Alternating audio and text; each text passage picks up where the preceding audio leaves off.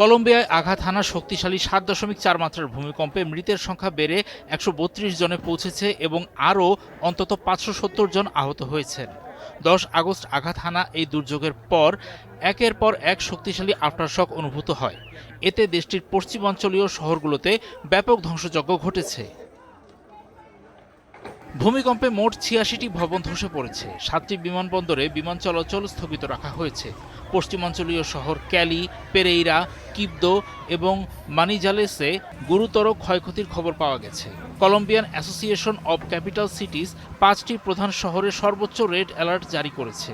ধ্বংসস্তূপের নিচে বহু মানুষ নিখোঁজ ও আটকে থাকলেও ভারী যন্ত্রপাতির তীব্র সংকটের কারণে উদ্ধার কাজ ব্যাহত হচ্ছে।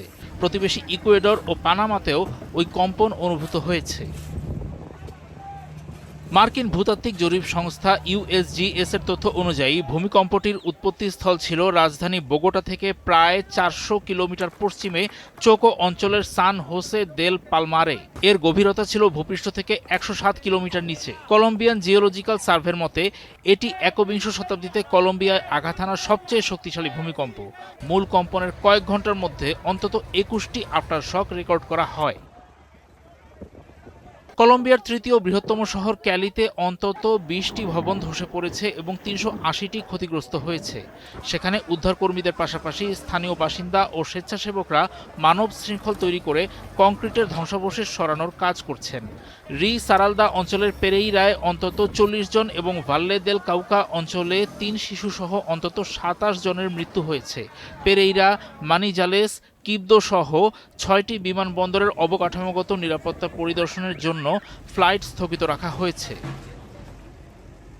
নতুন দায়িত্ব নেওয়া প্রেসিডেন্ট আবেলফ্রেদো দে লা এসপ্রিয়েল্লার জন্য এটি প্রথম বড় সংকট। দুপুর ১টায় জাতির উদ্দেশ্যে দেওয়া ভাষণে তিনি জাতীয় জরুরি অবস্থা ঘোষণা করে বলেন, সরকার জীবন রক্ষা ও ক্ষতিগ্রস্তদের সহায়তায় সব রকম সক্ষমতা প্রয়োগ করেছে। আটকে পড়াদের উদ্ধার করাই সরকারের মূল অগ্রাধিকার।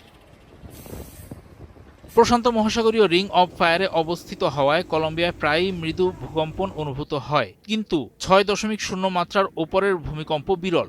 এর আগে ১৯৯৯ সালে আর্মেনিয়া শহরে ৬.২ মাত্রার ভূমিকম্পে ১১০০ জনেরও বেশি মানুষের মৃত্যু হয়েছিল।